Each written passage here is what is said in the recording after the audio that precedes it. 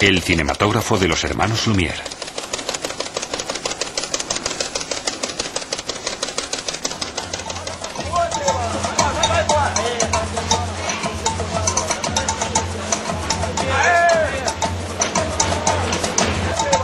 Nace una ilusión. En pleno desierto brasileño, un equipo de rodaje construye la fachada de un hotel del sur de Francia. Docenas de mujeres preciosas con carísimos vestidos trabajan con especialistas de la industria del cine de elevado caché.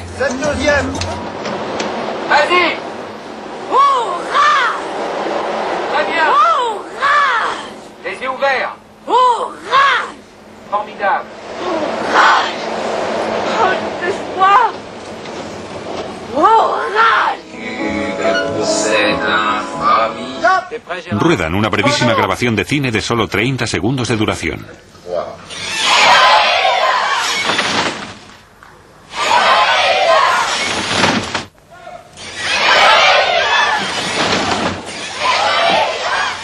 Su objetivo, la publicidad.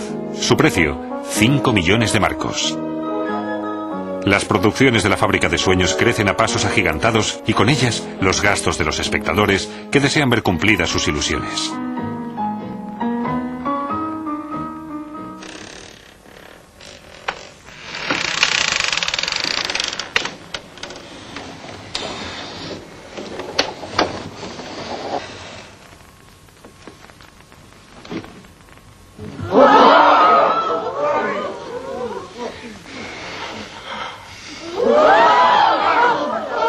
La magia de las imágenes ha sorprendido y deleitado a las personas desde mucho antes del descubrimiento del cine. Hace más de 200 años, los espectros cobraban vida en las ferias con la ayuda de la linterna mágica.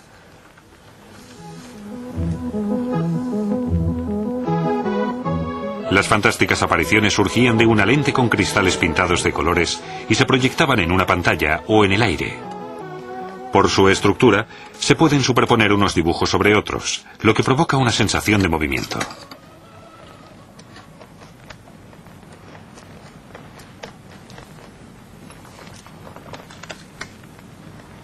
La diversión de las familias del siglo XIX. Las ruedas de movimiento. Su efecto radica en la inercia de la vista y el cerebro, que enseguida asocian imágenes estáticas consecutivas a un movimiento continuado. Para esta ilusión bastan unas 15 imágenes por segundo.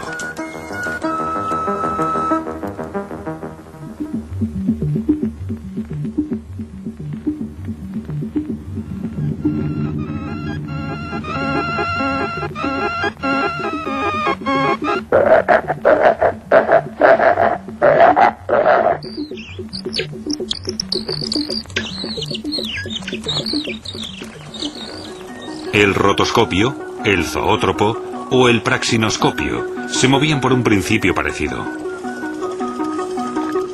¿Por qué no se podía usar la fotografía para los mismos efectos?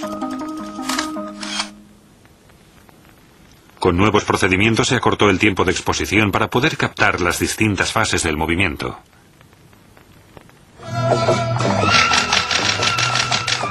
El fotógrafo Edward Muybridge llegó a poner hasta 24 cámaras en fila para estudiar las fases de los movimientos de las personas y los animales.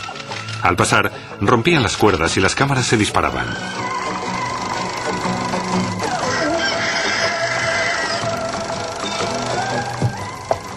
Paralelamente, Ottomar Anschutz inventó un procedimiento parecido con el que consiguió esta sucesión de imágenes en 1894.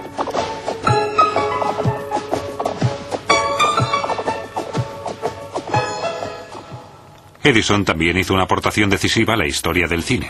El formato actual de las películas, 35 milímetros de ancho y 8 perforaciones por negativo. Construyó junto a William Dixon el kinetoscopio, una caja con mirilla en la que se veía el pase de escenas cortas. El primer western de la historia, Cripple Creek Bar Run Scene. La gente se agolpaba para ver por 5 centavos la maravilla de las imágenes en movimiento.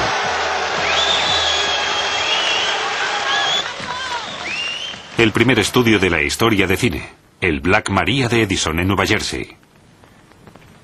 Debido a las altas tasas que Edison cobraba por su invento, los hermanos Auguste y Louis Lumière decidieron investigar la técnica. Construyeron su cinematógrafo, una hábil combinación de otros inventos ya existentes. En él, las imágenes ya no se veían por una mirilla como en la invención de Edison. Se proyectaban en una pantalla mediante una potente lámpara y una lente, como en la linterna mágica. El movimiento de la película se realizaba mediante una manivela.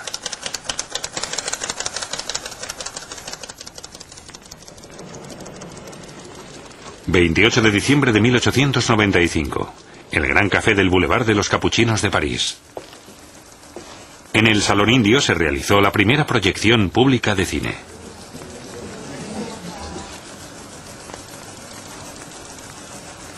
La historia del cine podía comenzar y lo hizo con Arrivée d'un train à la Quata, la llegada de un tren a la Quata.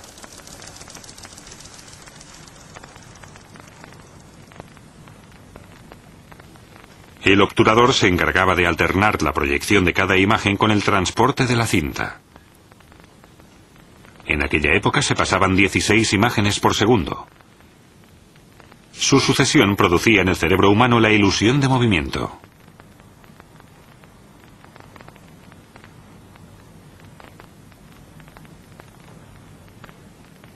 El brazo que transportaba la cinta era una novedad técnica. La idea básica: mover la cinta igual que una tela en una máquina de coser. Una excéntrica subía la leva fijada en el eje, bajaba la chapa y así transportaba la película. La rueda dentada del extremo del eje movía la rueda directriz. Con la ayuda de una biela situada en la parte trasera, la chapa se iba desplazando en sentido horizontal, lo que permitía que el brazo pudiera introducirse en las perforaciones de la cinta.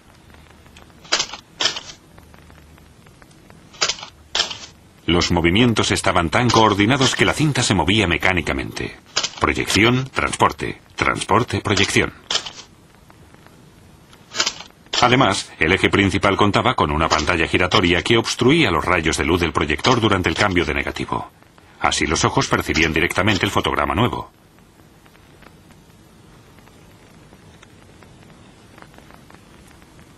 El cinematógrafo de los Lumière no era solo un proyector.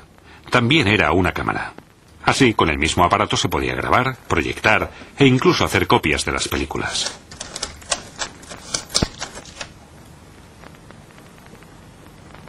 Los hermanos Lumière se criaron en Lyon, donde su padre tenía una fábrica de aparatos de fotografía. En ella pudieron ver los últimos y novedosos inventos de la técnica fotográfica. La puerta de la fábrica. Pasó como algo célebre a la historia, pues en este escenario nació la primera película.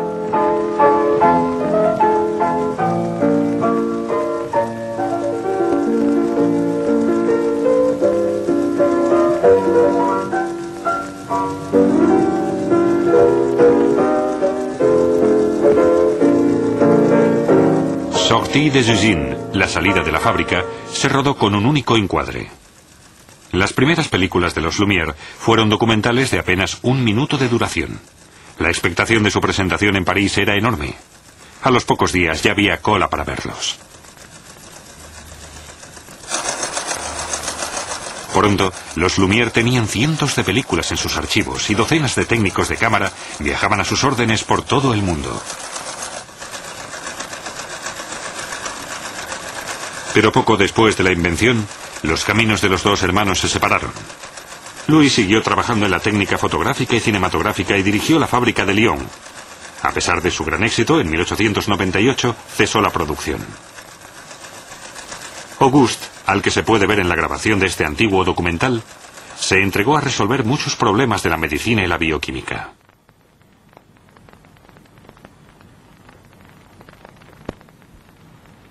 Georges Méliès fue quien convirtió el cine en un arte. Ya había dirigido un teatro mágico antes de que se inventara el cine. Méliès era un mago de las películas, prácticamente un genio universal. Escribía guiones, diseñaba platós, ejercía de director y a menudo de actor. Su obra más famosa es Voyage dans la Lune, el viaje a la luna.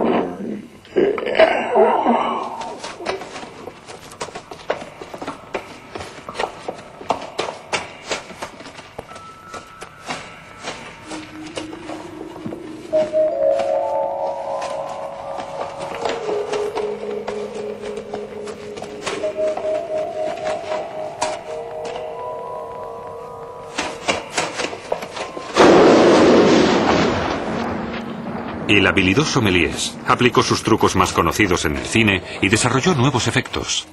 Se le considera el padre de los efectos especiales.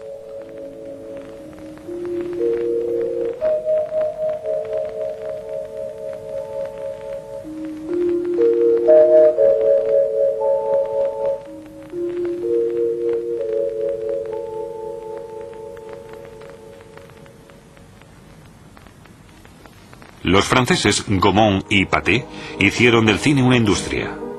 Al poco tiempo, Pathé era la productora cinematográfica más importante del mundo. Adquirió innumerables derechos y creó la distribución moderna. Comercializó, entre otras, películas de El Gordo y el Flaco, de Charles Chaplin y de Fritz Lang.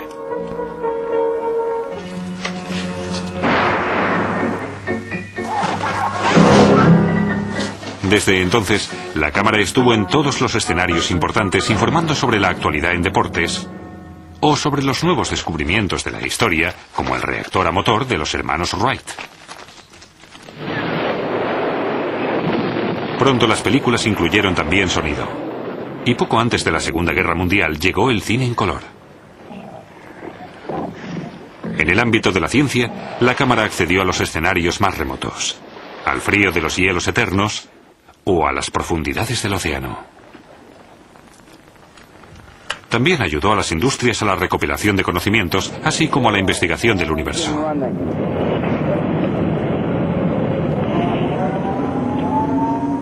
Los escenarios de los largometrajes se han ido produciendo cada vez más reales. El control de movimiento permite calcular al milímetro los movimientos y los giros de la cámara y repetirlos tantas veces como se quiera.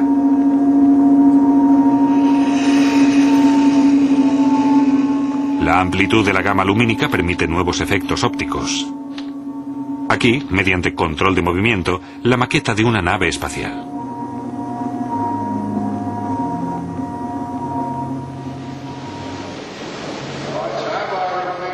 Los largometrajes modernos reúnen a una legión de especialistas de todo el mundo durante meses y un presupuesto millonario para poder hacer realidad el sueño de un niño. La historia interminable 2.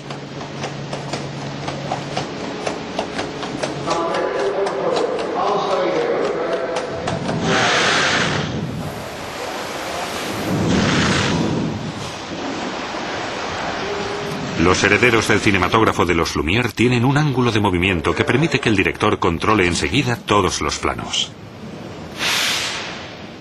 Desde aquella simple caja de madera se han creado productos millonarios de alta tecnología. Action. And looking ahead. And looking down.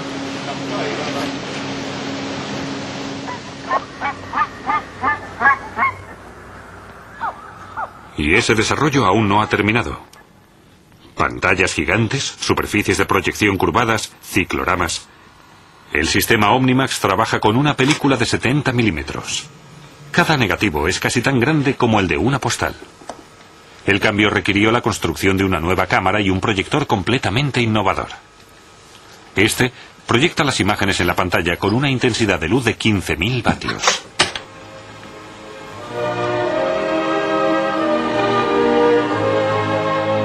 La ilusión de la realidad en el cine es cada vez más perfecta.